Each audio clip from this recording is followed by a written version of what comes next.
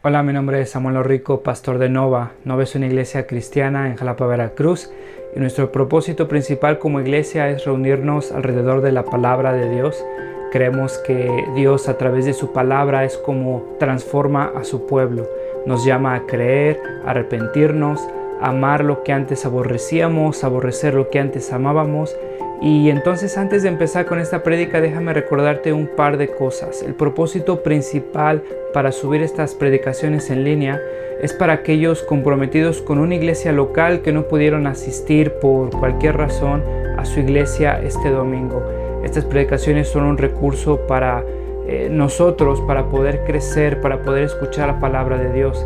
Sin embargo, creemos que un cristiano no puede existir sin una iglesia. Creemos que el contexto bíblico en el cual el cristiano crece y se sustenta como cristiano por la gracia de Dios es a través de su iglesia local, sometiéndose a un liderazgo local, amándose unos a otros, sirviéndose unos a otros, perdonándose unos a otros. Un cristiano no puede vivir su vida cristiana simplemente consumiendo predicaciones en una pantalla de su televisión, de su computadora. Entonces te animamos a comprometerte con una iglesia local. Si no pudiste asistir a una iglesia este domingo, nos da gusto que estés viendo este video.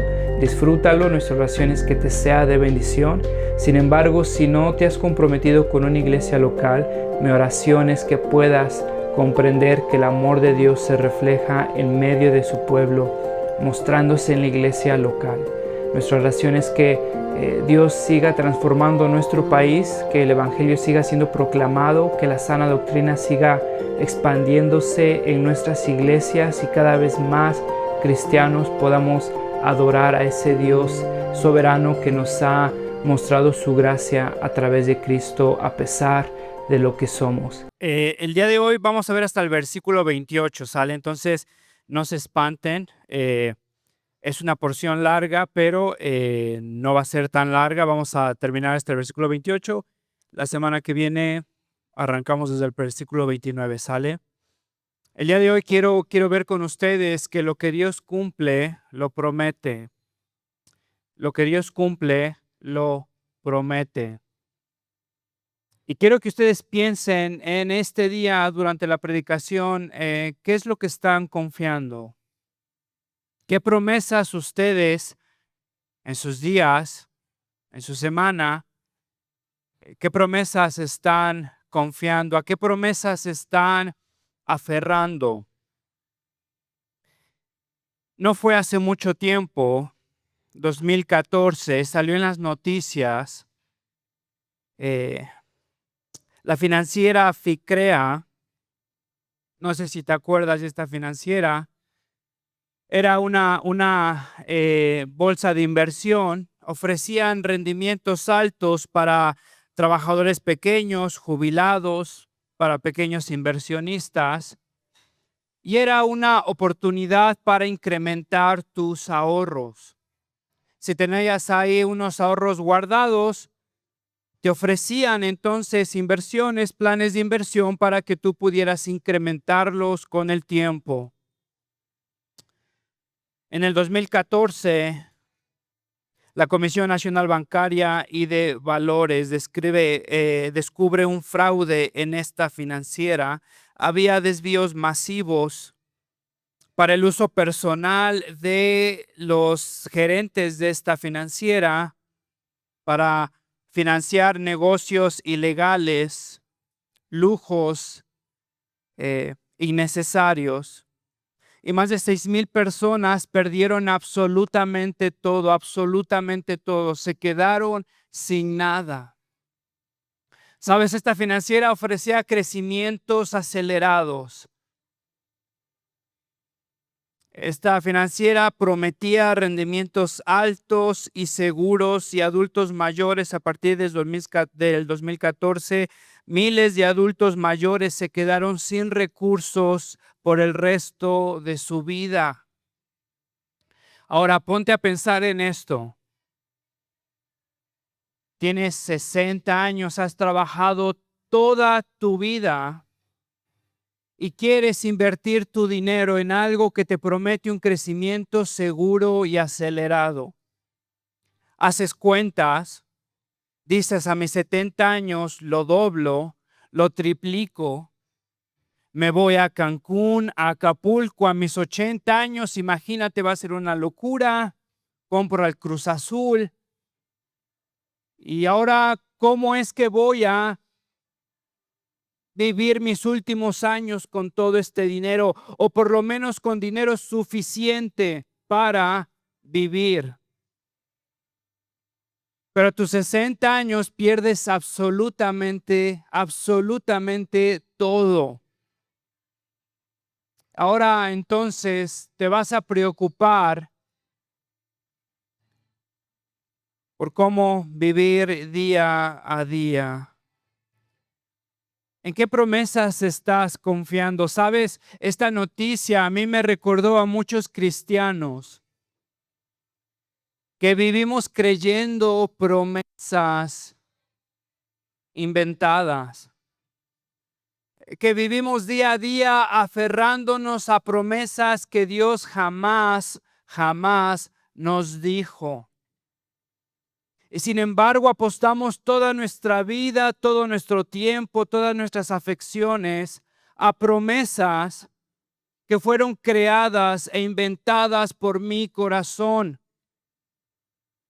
Sabes, me pregunto el día de hoy, ¿cuántos cristianos decepcionados podría encontrar el día de hoy? Si me permite ser honesto, ¿cuántos cristianos amargados podría encontrar el día de hoy? ¿Sabes? Porque creyeron que Dios les había prometido algo y jamás lo cumplió. ¿Podrías considerar que Dios jamás promete algo que es incapaz de cumplir? Quiero que veas conmigo dos puntos bastante sencillos en esta predicación. Dios promete sufrimiento y Dios promete sustento en medio del sufrimiento. Hay tantas promesas en la Biblia. Quiero que veas conmigo algunas cuantas en este pasaje. Promete sufrimiento y promete sustento. Quiero que veas conmigo entonces cómo es que Dios promete sufrimiento. Ahora este pasaje, permíteme hacer una introducción. Este pasaje es un pasaje espinoso, porque este pasaje teológicamente ha creado debate dentro de la iglesia cristiana por diferentes entendimientos. Esencialmente, ¿cómo es que se entiende la palabra generación?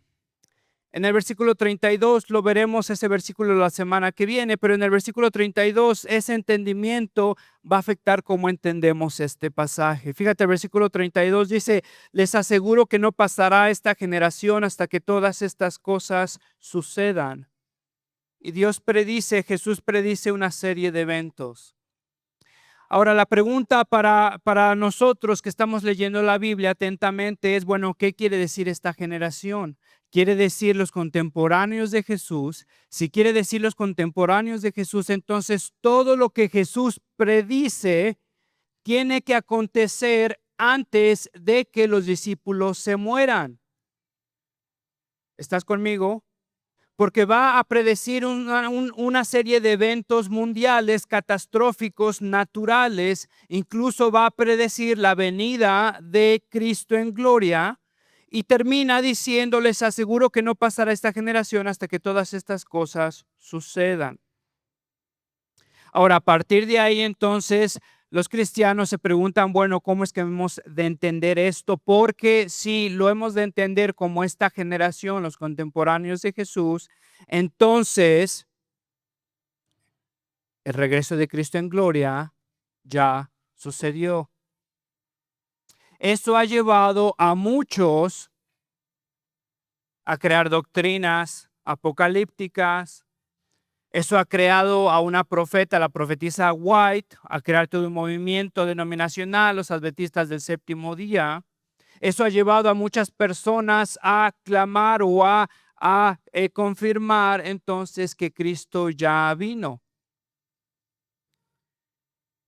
Dentro del cristianismo, entonces está una posición futurista y no me voy a meter mucho en esto.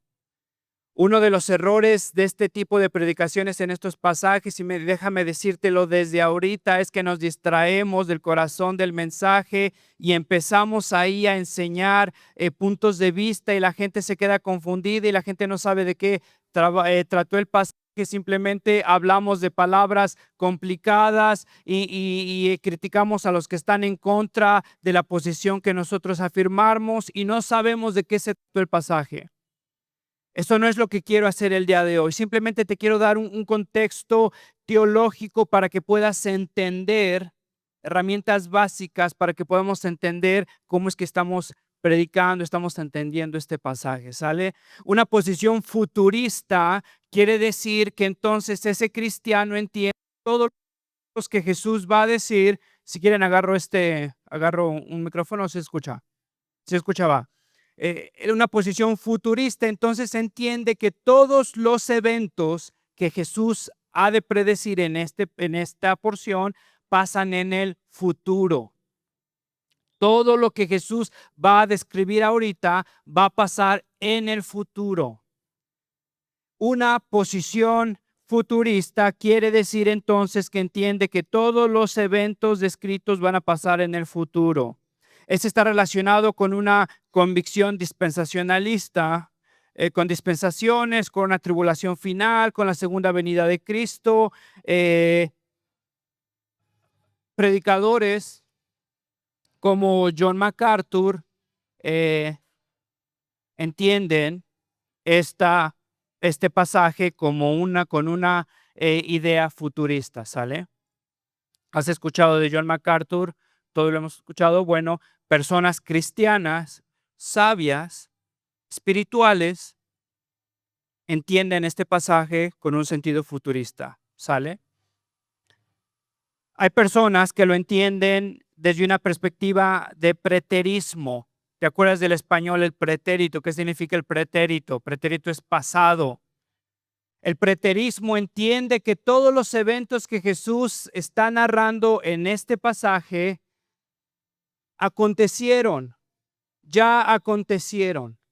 Jesús predice estos eventos y entonces desde la perspectiva que nosotros estamos entendiendo el pasaje, lo estamos leyendo, entendemos que fueron en tiempo pretérito, ya acontecieron. Persecución de los cristianos ya aconteció, la destrucción del templo ya aconteció. La descripción de la venida de Jesús en gloria no lo entienden literalmente, sino como un simbolismo de juicio. Personas como R.C. Sproul tienen esta posición preterista. ¿Has escuchado de R.C. Sproul? Bueno, espiritual. Te das cuenta que dos personas que aman a Cristo, dos personas que estudian su Biblia, dos personas que son espirituales, te das cuenta que pueden llegar a convicciones diferentes. Hay otra posición. Esta posición es futurismo moderado. Personas como D.A. Carson, como dentro del movimiento reformado también hay muchísimas, Ferguson, muchísimas que soportan este entendimiento. Si me preguntas a mí, esta es la perspectiva de la cual estoy convencido. Y entonces entienden que algunas cosas ya pasaron, como la destrucción del templo. Vamos a ver esto, cómo se resuelve, o sea, cómo aconteció la destrucción del templo.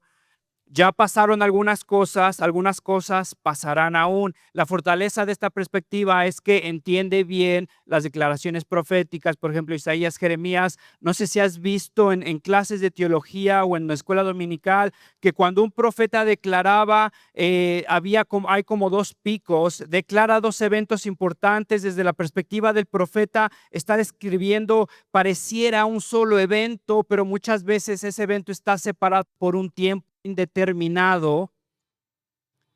esto que vemos durante el Antiguo Testamento, por ejemplo, Isaías predice a Jesús en sufrimiento, a Jesús en gloria, pareciera que es el mismo evento, pero entendemos que primero sufre, después va a ser reconocido en gloria. Si lees Isaías, pareciera que está describiendo un solo evento, pero hay una coma ahí, hay una separación. Esa es la forma en la que hablan los profetas. La fortaleza de esta posición es que entiende bien este tipo de declaraciones proféticas y entonces Jesús está prediciendo cosas que ya han de acontecer y cosas que todavía no han acontecido. Tiene la fortaleza entonces también de entender esta palabra generación como los contemporáneos de Jesús. No hay forma alguna, te diría bíblicamente, lexicológicamente, que esta generación, como John MacArthur lo sostiene, que esta generación pudiera ser, entender esta frase como una generación futura. Siempre, cada vez que se utiliza en la Biblia, se refiere a generación presente. Esta posición de futuro parcial entiende bien la palabra generación o defiende bien lexicológicamente la palabra generación, el uso en griego de la palabra generación.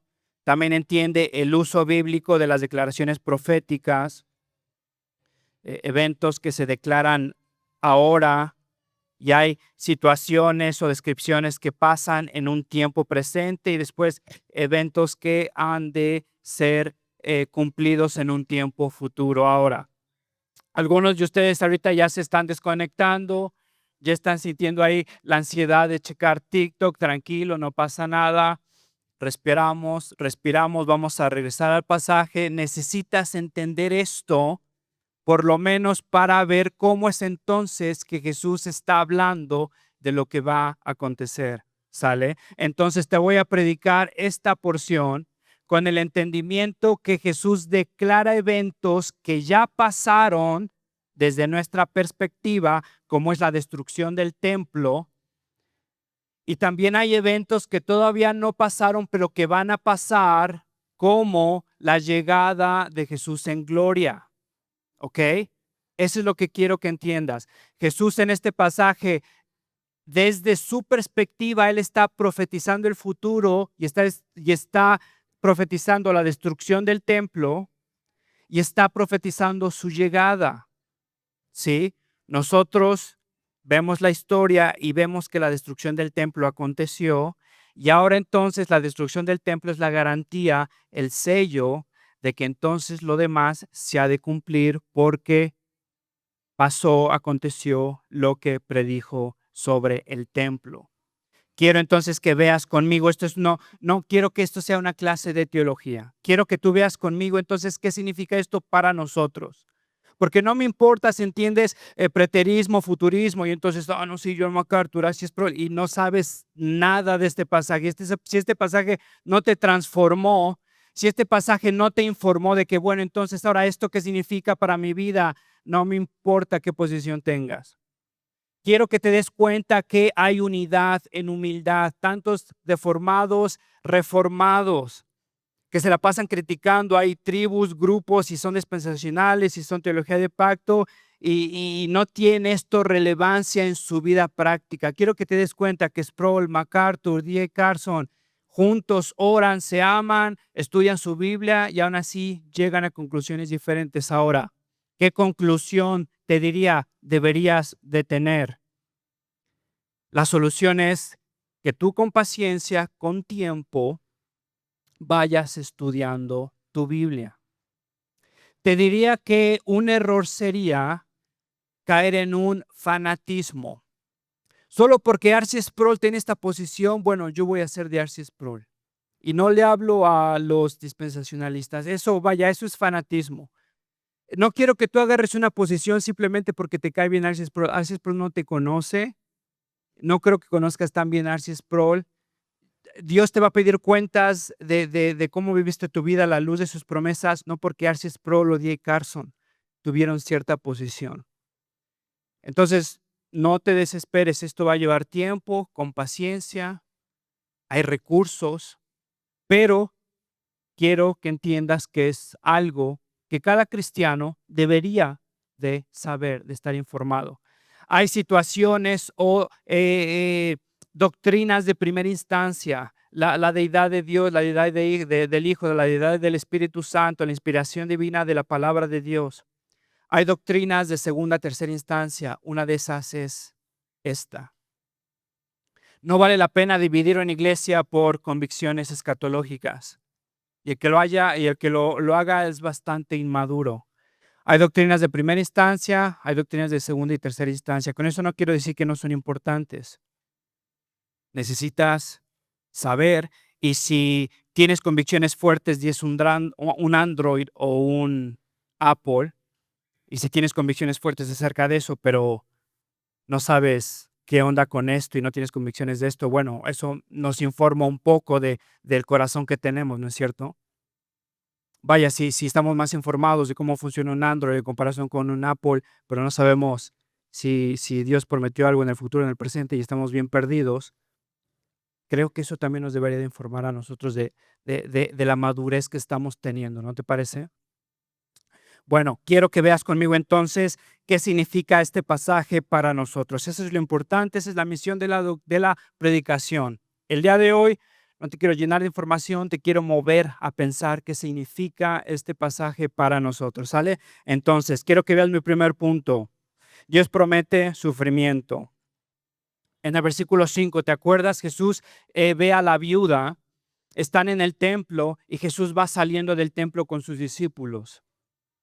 Va saliendo del templo y hasta ahora no sabemos mucho del templo, simplemente nos los describen. Los discípulos están impresionados con el templo.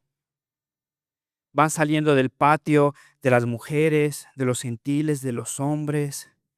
Van saliendo, ven una fachada impresionante. Y los discípulos no pueden creer lo que ven, están impresionados por la belleza del templo. Marco 13, versículo 1, fíjate cómo lo dice. Mira, maestro, qué piedras, qué edificios. Lucas lo dice, algunos estaban hablando del templo, de cómo estaba adornado con hermosas piedras y ofrendas votivas. ¿Sabes? Esta palabra para adornado en griego es cosmeo, ¿te suena? Cosmetología. Esta palabra cosmeo es un adorno, pero un adorno elaborado en demasía, ostentoso. Fíjate cómo se utiliza en pasajes como 2 de Timoteo capítulo 2. En cuanto a las mujeres, quiero que ellas se vistan decorosamente con modestia y recatos en peinados ostentosos, demasiado llamativos. Ni oro, ni perlas, ni vestidos costosos. Fíjate en Apocalipsis 21, versículo 2. Vi además la ciudad santa, la nueva Jerusalén, que bajaba del cielo procedente de Dios, preparada como una novia. Fíjate, hermosamente vestida. Hermosamente vestida, decorado en demasía. Era algo impresionante. Estas piedras las describe como hermosas piedras, ofrendas votivas. Ofrendas dedicadas, ofrendas lujosas. El templo de Salomón era considerado uno de los más hermosos de la historia. Como sabes, fue destruido por Nabucodonosor ahí en el año 580 antes de Cristo. ¿Te acuerdas ahí, si has leído el Antiguo Testamento? Zorobabel reconstruye, después del exilio llega a reconstruir el templo, pero la gente lamenta porque lo que construyó Zorobabel no se compara ni echándole ganas con lo que construyó Salomón. ¿Te acuerdas entonces ahí en Esdras cuando están ahí construyendo el templo, le echan todas las ganas y al final está el templo construido y al final se ponen a llorar porque se dan cuenta, no, esta cosa no se compara a lo que teníamos con Salomón? Bueno, sabes, el templo de Salomón era uno de los más hermosos y no se comparaba al templo que había construido Herodes. Herodes empieza en su reinado a expandir las murallas, dobla el tamaño. Su reconstrucción toma 80 años. 80 años. Yo estaba leyendo la Biblia y decía, chance, y es el municipio de Jalapa. No sé, chance. 80 años, Dios santo. Imagínate reconstruyendo un templo, expandiéndolo.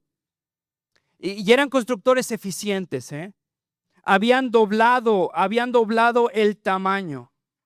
Habían puesto piedras, estaban descritas como hermosas. Estas piedras son famosas históricamente. Fíjate, eran piedras de un solo tamaño, no eran como ahí unidas con cal. Eran piedras de un solo tamaño. Para encontrar estas piedras, imagínate transportarlas, 21 metros de largo, 4 metros de alto por 6 metros de ancho. Pones una piedra y aquí te va a tapar esto.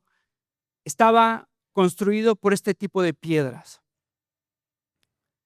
Eran piedras nobles, hermosas, con ofrendas. Estas ofrendas eran decoraciones de oro o de plata. La puerta del templo, ponte a pensar esta locura, era una puerta de oro y de plata. Josefo, un historiador contemporáneo a Jesús, fíjate, describe: las puertas brillaban por el sol como una montaña cubierta de nieve. Yo estaba leyendo esto y no sé si has leído o has visto la película El Señor de los Anillos, pero este tipo de descripciones que son así impresionantes. Se decía que el templo se podría ver a cientos de kilómetros porque el sol reflejaba en el portón, en las puertas, y el oro y la plata reflejaban la luz. Era un edificio opulente, era un edificio hermoso, era considerado una de las 7 maravillas de la antigüedad. Era el orgullo de la nación.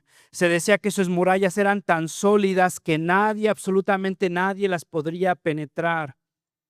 Si eran piedras de este tamaño, ¿quién podría haber cuarteado una de ellas, rodeado, protegiendo el templo? Jesús en el versículo 6 dice: en cuanto a estas cosas que ustedes están mirando, vendrán días en que no quedará piedra sobre piedra que no sea derribada. ¿Te das cuenta de la locura que está diciendo Jesús? El orgullo nacional. Cuando Jesús estaba diciendo esto, Herodes había terminado el templo hace tan solo 5 años antes de que Jesús llegara al templo y lo condenara. Imagínate, se pasó 80 años construyendo este templo. 80 años, lo estaban estrenando. Y llega Jesús y les dice: no va a haber piedra sobre piedra. ¿Te das cuenta de la locura de lo que estaba diciendo? Que la reacción de los discípulos, lo que estaban pensando, pensaban que esta muralla era impenetrable, era tan hermoso y se había construido y habían gastado tanto en esto. Todavía olía a nuevo, todavía olía a madera y a piedra fresca. Y Jesús lo termina condenando. Algo interesante es que, sabes, la palabra anatema. ¿Has escuchado lo que es anatema en la Biblia? Cuando alguien dice que es anatema, Pablo dice: aquellos que predican otro evangelio sean anatemas.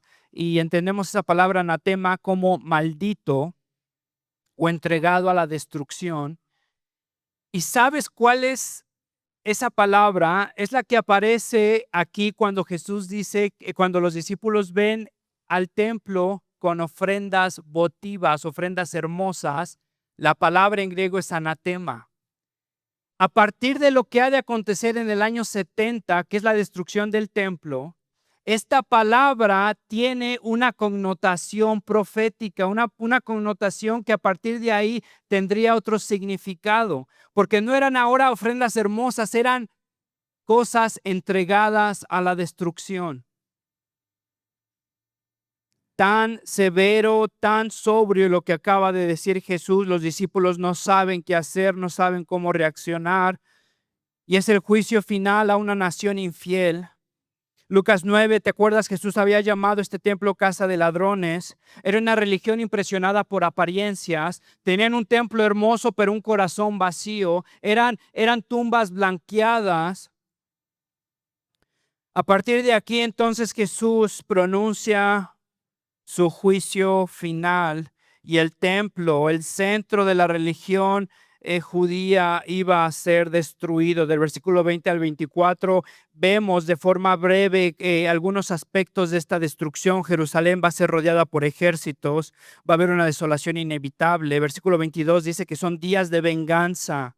Pon atención, dice: para que se cumpla todas las cosas que están escritas. Es lo que Lucas nos dice, el versículo 22, para que todas las cosas se cumplan. ¿Qué cosas? Las que habían profetizado los profetas, Isaías 34:8, porque el Señor celebrará un día de venganza, un año de retribución para defender la causa de Sión. Jeremías 5:29, y no los he de castigar por esto, está describiendo a una nación infiel, y no los he de castigar por esto, no he de vengarme de semejante nación, afirma el Señor.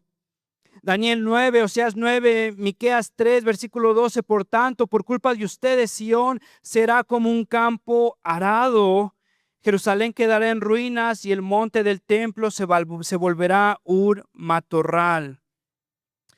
Lucas nos dice para que todas las cosas se cumplan. Pon atención lo que Jesús profetiza.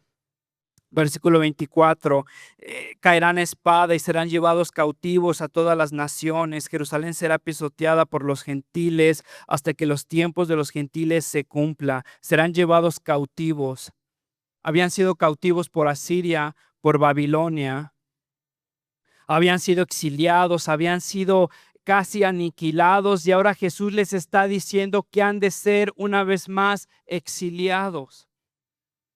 Yo pensaba que después del tercer exilio el pueblo habría de entender, ¿no te parece?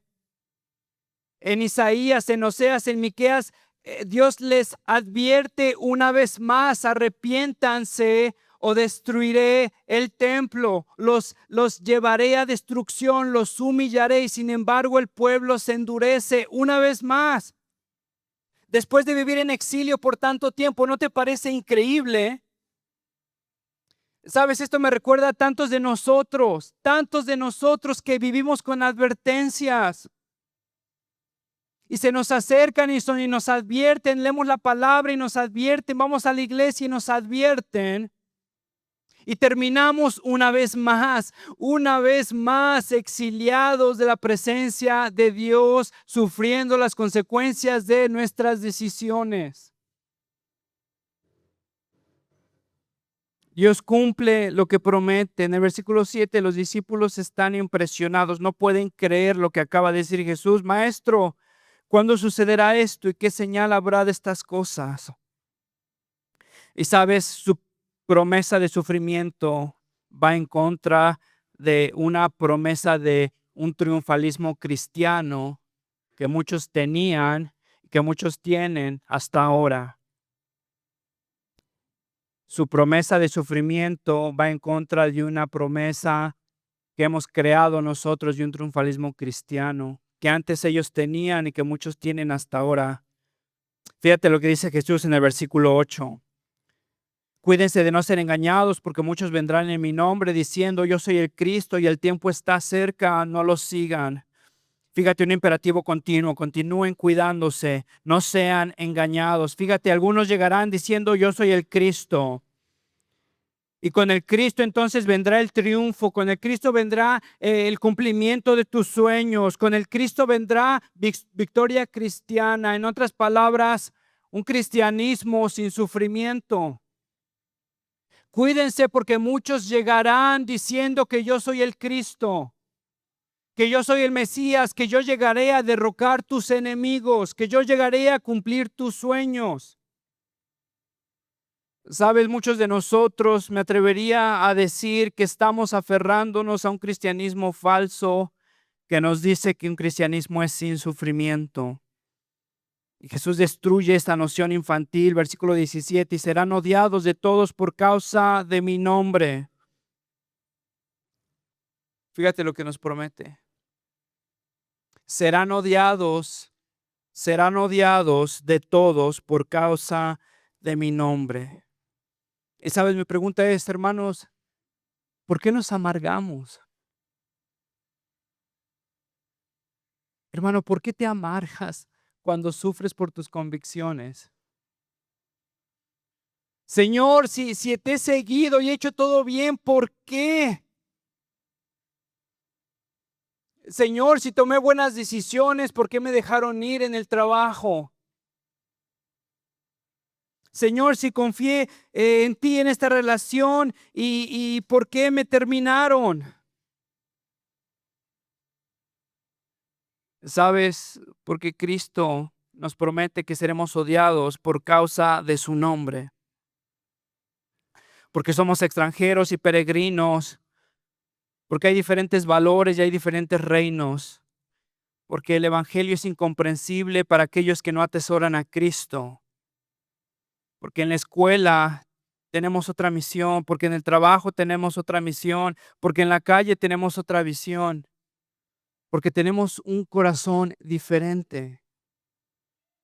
Y sabes, nos preguntan, pero ¿por qué no vas con ella? Nadie se va a enterar. No seas persinado, no seas aferrado. Mira, ¿qué tanto es tantito? Desviamos aquí, todos ganamos.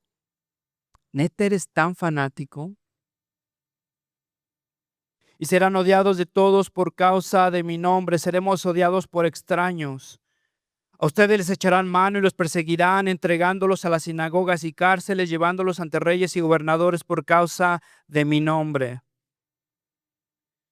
Piensa en Pablo, Santiago, Pedro, Jesús y pregúntate por qué he de ser la excepción.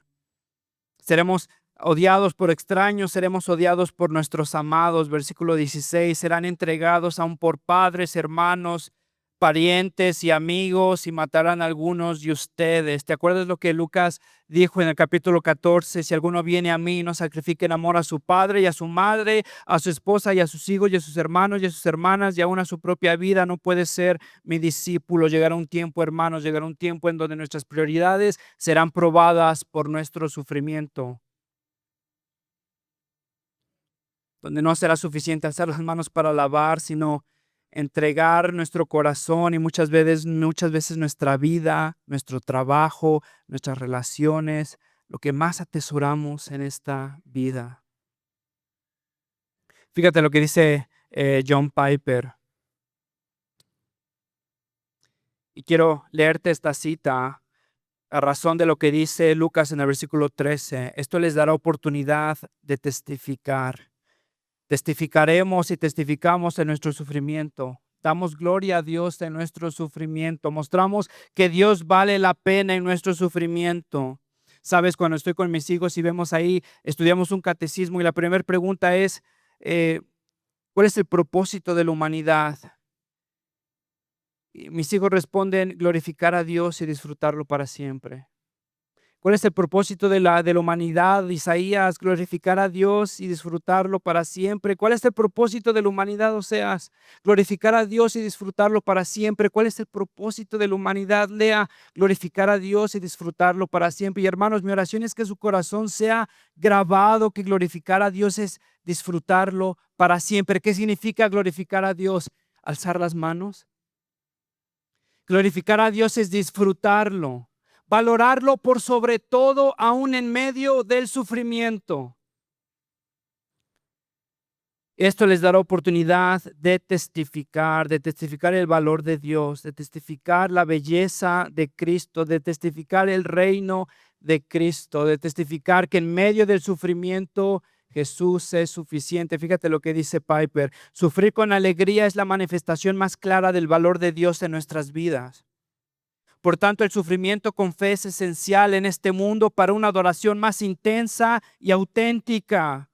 Cuando estamos más satisfechos con Dios en el sufrimiento, Él será más glorificado en nosotros en la adoración. Nuestro problema no son los estilos de música, sino los estilos de vida. Cuando aceptamos más aflicción por el valor de Cristo, habrá más fruto en la adoración a Cristo. ¿Ves a cristianos sufrir? Dios cumple sus promesas. ¿Estás sufriendo? Dios cumple sus promesas. Hay personas que llegarán a decir, yo soy el Cristo, un triunfalismo cristiano, Jesús destruye esa noción, habrá sufrimiento. Habrá personas que llegarán a decir que el tiempo está cerca, no lo sigas. La Iglesia Internacional de la Buena Noticia, en África, 80 muertos, un suicidio masivo, proclamaron la venida del Señor. La rama daviniana, Waco, Texas, 1993, se declaró este cuate el último profeta. promovió la poligamia, suicidio colectivo. No lo sigan. Portal del Cielo declaró la venida del Señor. California 1997. Suicidio masivo. No lo sigan. Dios cumple sus promesas.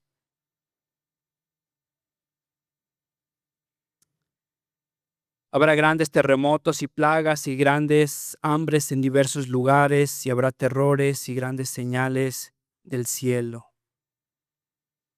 Fíjate lo que dice el versículo 9, no se aterroricen porque estas cosas tienen que suceder primero, pero el fin no sucederá inmediatamente. ¿Te das cuenta de lo que está diciendo? Van a haber terremotos, hambrunas, tranquilos, que no sucederá inmediatamente. ¿Cuántos pastores, hermanos, cuántos videos de YouTube, cada vez que viene un nuevo presidente, un nuevo papa, un terremoto, el fin ya está cerca? Y te dan un CD con material exclusivo tal vez, con interpretaciones nuevas. ¿Has escuchado de este tipo de cosas? ¿Sabes? Si alguna vez dijo, los falsos maestros están en el juicio para los falsos cristianos. Aquellos que siguen estos falsos maestros son aquellos que no leen su Biblia. Fíjate lo que Jesús está diciendo. Va a acontecer hambrunas, terremotos, falsos maestros. Tranquilos. Estas cosas tienen que suceder primero, pero el fin no sucederá inmediatamente. Dios en el sufrimiento no solo promete sufrimiento, promete sustento. Del versículo 14 al 15 nos dice que nos van a dar dadas palabras en momentos de sufrimiento, y es el evangelio. ¿Te acuerdas cuando Pablo predicó a Herodes? Nos da su Espíritu Santo, y gloria a Dios que no nos deja solo en la persecución, en el sufrimiento, nos da de sus recursos, nos da de su presencia, nos da de su evangelio. Primera de Pedro, estén siempre preparados para responder a todo el que pida razón de la esperanza que hay en ustedes. Te hago una pregunta, no te quiero incomodar mucho. ¿Sabrás compartir el evangelio? Si alguien te pregunta, oye, ¿qué onda? Como que vas a la iglesia, ok, pero ¿por qué? No, pues es que hay que echarle ganas. Ese no es el evangelio. No, es que pues mira, le va mal a mi familia, pero quiero que le ve bien. Ese no es el evangelio. No, es que sabes que estoy desempleado y hay que tener fe. Ese no es el evangelio. ¿Será que muchos en medio del sufrimiento no tienen esperanza porque no conocen el evangelio? Fíjate, Jesús promete a sus hijos, a su pueblo, darles el evangelio para que puedan responder a sus adversarios. La compañía del Espíritu Santo, no solo eso, sino les promete protección.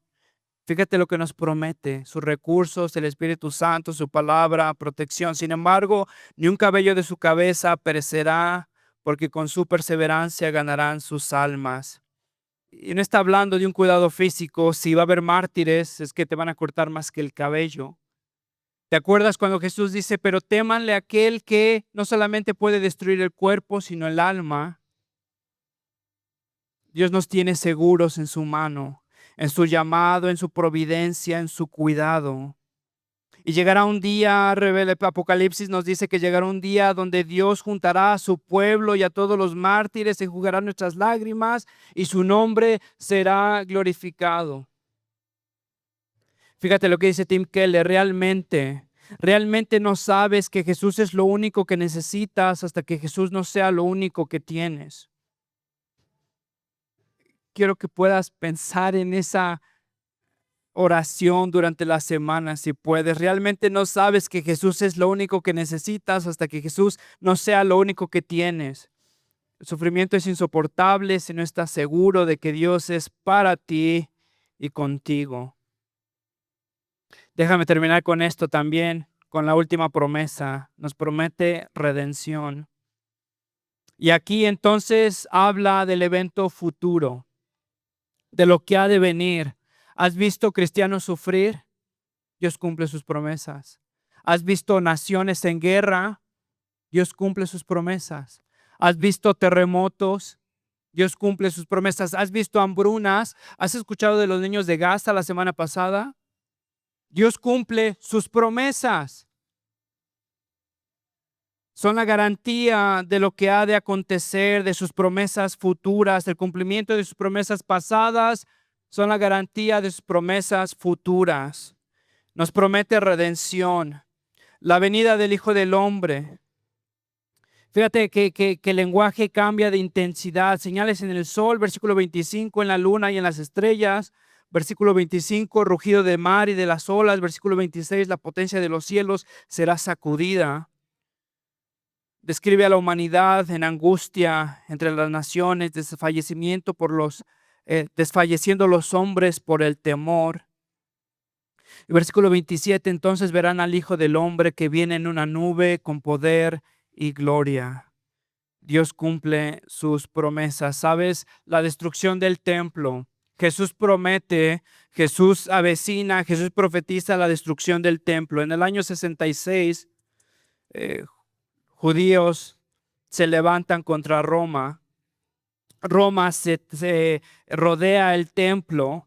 En el año 70, el general Tito, uno de los más violentos, hijo de Vespasiano, sitia Jerusalén con más de 80,000 tropas. Estos son pocos años después de que Jesús profetizara lo que ha de acontecer. El general Tito rodea el templo hermoso, el templo lujoso, el templo seguro, el templo fortificado, el templo del orgullo nacional. Lo rodea con más de 80,000 tropas. Es uno de los asedios más brutales y Josefo lo describe como la razón del canibalismo entre muchos. Una vez más, Josefo, contemporáneo de Jesús y de los discípulos, describe cómo mamás se comían a sus hijos. Puedes pensar en esto, puedes siquiera razonarlo. Se rodean la ciudad, la cierran. Es uno de los asedios más brutales. En agosto del año 70, los romanos entran al templo, lo profanan.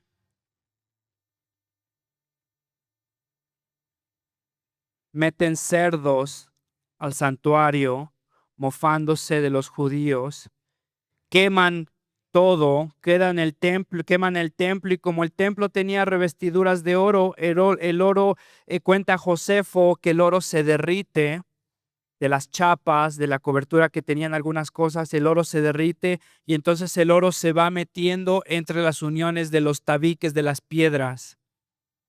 Y sabes, los romanos, el emperador Tito en su avaricia, manda a destruir piedra por piedra el templo para extraer el oro. Jesús le había dicho a sus discípulos, no quedará piedra sobre piedra. Fíjate, Josefo, ahí en su libro lo que describe el templo, centro de la fe de Israel durante siglos, quedó reducido a cenizas. Aunque lo creas o no, Jesús lo había dicho años antes. El templo, centro de la fe de Israel durante siglos, quedó reducido a cenizas. Más de 1,000,000 de judíos murieron durante el asedio y decenas de miles fueron vendidos como esclavos y llevados cautivos a Roma. ¿Sabes? Lo que Dios promete, lo cumple. El versículo 28 nos anuncia la venida de su Hijo y cuando estas cosas empiecen a suceder, levántense y alcen la cabeza porque se acerca su redención. Lo que prometió lo cumplió y lo que prometió lo ha de cumplir. Me pregunto, ¿qué promesas estarás confiando el día de hoy? ¿Sabes? En tu vida diaria, en tu vida emocional, en tu vida financiera, ¿qué promesas estarás confiando el día de hoy? Hace tiempo ya algunos de ustedes conocen esta historia, pero sabes, esta historia me recordó al leer este pasaje. Hace tiempo fui con mi hijo a Costco y tenía muchas ganas de ir al baño, mi hijo. Y entonces yo tenía prisa. Y le dije, va, no pasa nada, donde puedas. No. Le dije, vamos a Costco y yo ahí busco lo que vamos a comprar. Tú ve al baño, ya sabes dónde está el baño, y nos vemos en la caja. Ahora mi hijo es muy nervioso. Me decía, pero no me vayas a dejar, pero si me pierdo.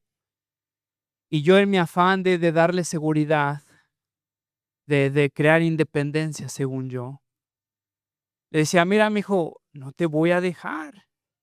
O sea, ¿qué va a pasar? ¿Que me voy a ir a la casa y te voy a dejar acá? No pasa nada, hay seguridad allá, no te van a dejar, no te, o sea, grita, lo que sea, no pasa nada. Vas a ir al baño, aquí yo te veo de acá. Ve al baño, tranquilo, y me buscas. Yo te veo acá, te lo prometo. Te encuentro acá, no me voy a ir sin ti. Y sabes, recuerdo que se me olvidó. No, no es cierto. Recuerdo que estaba en la caja y estaba esperando a que me cobraran. Y sabes, vi a mi hijo saliendo del baño y corriendo en sentido contrario. Y desde que lo vi dije, este cuate estaba rojo, estaba llorando, estaba sudado. Y fue hacia atrás y empezó a correr por todos lados hasta que le digo a mi esposa, vete a buscarlo, porque ya se perdió. Y sabes, entre sollozos, entre esa ansiedad que tenía, me estaba diciendo, pero es que pensé que me habías dejado. Mijo, te prometí que iba a estar acá, no te voy a dejar. ¿Sabes cuántos de nosotros, hermanos, salimos del baño sudando, llorando, porque hemos dudado de las promesas del Padre? Y vamos corriendo hacia otras cosas que confiamos van a soportar nuestra ansiedad, nuestro dolor, nuestro sufrimiento. Y el Padre está ahí esperándonos diciendo, mi hijo, te había prometido, aquí estoy. Hermanos, mi oración es que podamos confiar en las promesas de Dios. Su llamado nos va a llevar a sufrimiento y en ese sufrimiento nos va a proveer su presencia, su espíritu, su palabra, nos va a proteger y nos está invitando a levantar la cabeza porque nuestra redención está cerca.